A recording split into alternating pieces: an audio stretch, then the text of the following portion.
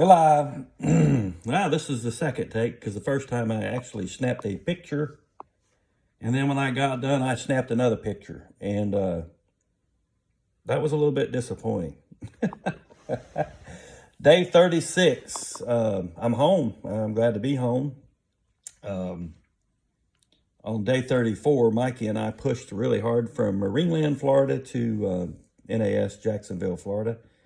It was a 64-mile run, took us 11 hours. The last 3 hours we were in the pit of the storm, the belly of the storm, whatever you want to call it, the front that come through, and it was pretty windy. Not real rough because we're ICW, protected a lot by shorelines and stuff like that, but it was windy, real windy. Again, it tried to blow my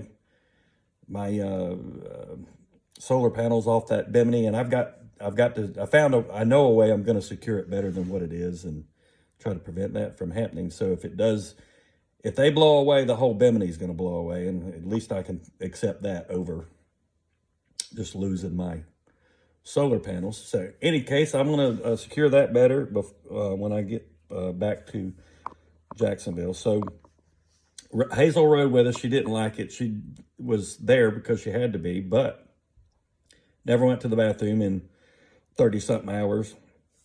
Held it.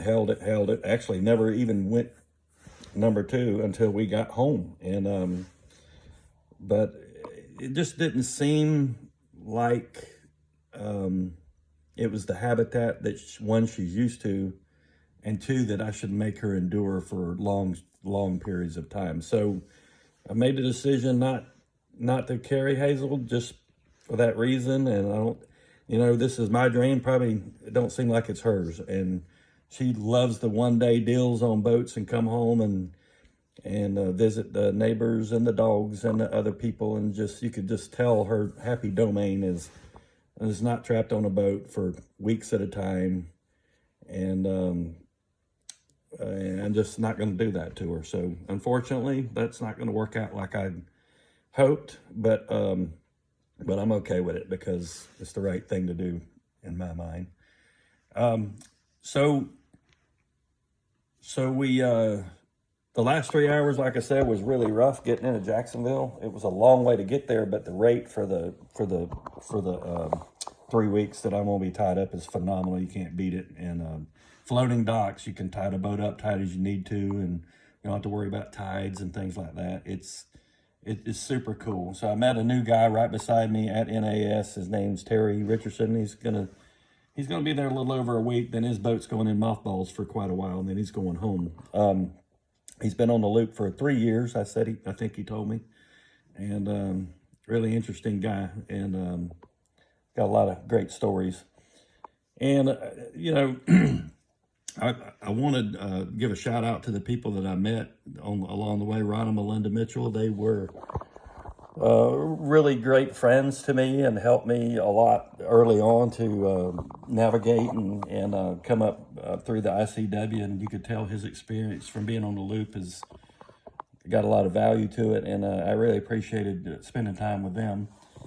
And also Matt Borden, he's doing a loop by himself on a little tug, and he saved my sorry rear end. There's a whole video about that, but he saved me on an engine failure, and thank him for that. And also Ron Hoekstra, he helped me in West Palm Beach with tying up to a dock and gave me a place to sleep for 3 days and let me wash my clothes and took me out to dinner and just really catered to me so well, and I can't thank him enough.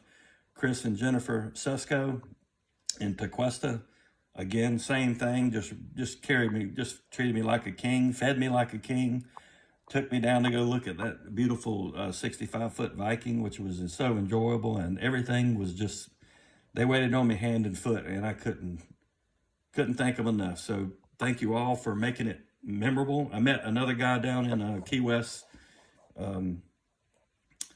Jack Fournier. He's 81 years old, living on a small boat in Boca Chica during the wintertime, and then he goes home.